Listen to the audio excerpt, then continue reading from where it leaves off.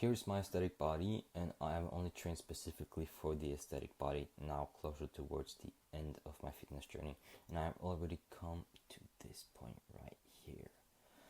What the actual aesthetic body looks like. Let's go.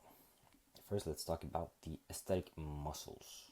Now, these are very, very important for building the aesthetic body.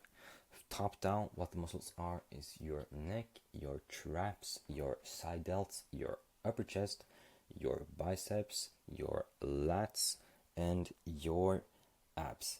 These 7 together are the most important muscles for building the aesthetic body.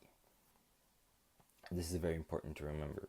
So basically, when you put more focus and more effort into these muscles, you're going to get so much closer to the aesthetic body so much faster. Let's talk about V-taper and primal attraction. Now, these 7 muscles together create what people usually refer to as the V-taper. Like, you got like this nice V look with like broad shoulders and a smaller waist, and like the neck and the traps. When you're like wearing a shirt, you can see it, and like nice bicep and all that. This V-taper is very important for primal attraction. People automatically associate this with status and power and money and whatever, and like they just get attracted to it. Like it's like a sign of good genes in somebody when they have like this V-taper. It's like when you see a girl with like this hourglass shape, it's like primally attractive. Same with the V-taper. That's like the guy equivalent. So it's very important for that, and that's why it's so aesthetic. Like, what does aesthetic mean? Like, I'm not sure what. Let's look it up.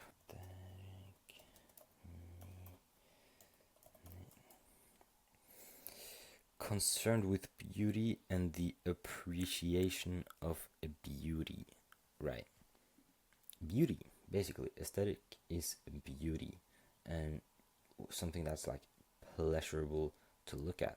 That's why the V-taper is so aesthetic, because it's beautiful, really, and it's that because of the primal attraction, just the primal like aestheticness with the look. You get what I mean?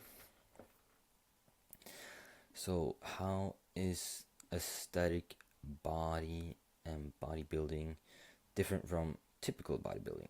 So how many like typical bodybuilding programs has neck training? How many has traps training? How many has ab training? Some have, right, but not all of them. It's not that common, is it? How many have very upper chest focused chest workouts? How many have very bicep focused arm workouts? Not so many, right? Because everybody says the tricep is 2/3 of the arms, and logically speaking, that means that you should train your tricep 2/3 of your arm day and maybe bicep only 1/3. But who cares about that when the bicep looks a lot better on your arm? The tricep only really adds to the thickness of the arm.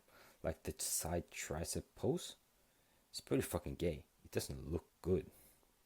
Like, it just doesn't. Nobody really cares about the definition in your tricep, like the horseshoe shape. No one really cares, honestly. So, like, how many workouts have extra side delt focus? Maybe some do. It's more common, but like not that many, right? They're like, oh, we need to balance out the shoulders, so we need to do more rear delt and more front delt. I don't do any extra front delt work. I just do extra side delt. I do some rear delt work, but I basically pair it with I do an exercise that gets me more focus on my side delts and my traps with it. Now let me ask another question once more. How many typical workout programs has neck work? So few, right? A bigger question, how often do you see people in the gym training their neck? Almost never, basically never. I literally haven't seen this. It's incredible. I work out for 4 years and I have never seen anyone train neck.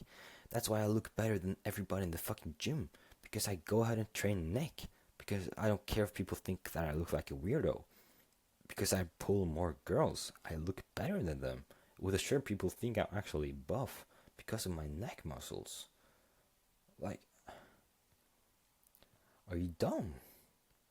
Brother, who cares if you look weird when you're training? Like, what's wrong with that? Like, just train your fucking neck. Stop being a pussy about it. Like, it's that important.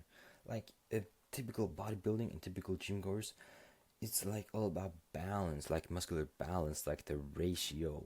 Like, what's the correct fucking calf to arm ratio? What is the correct,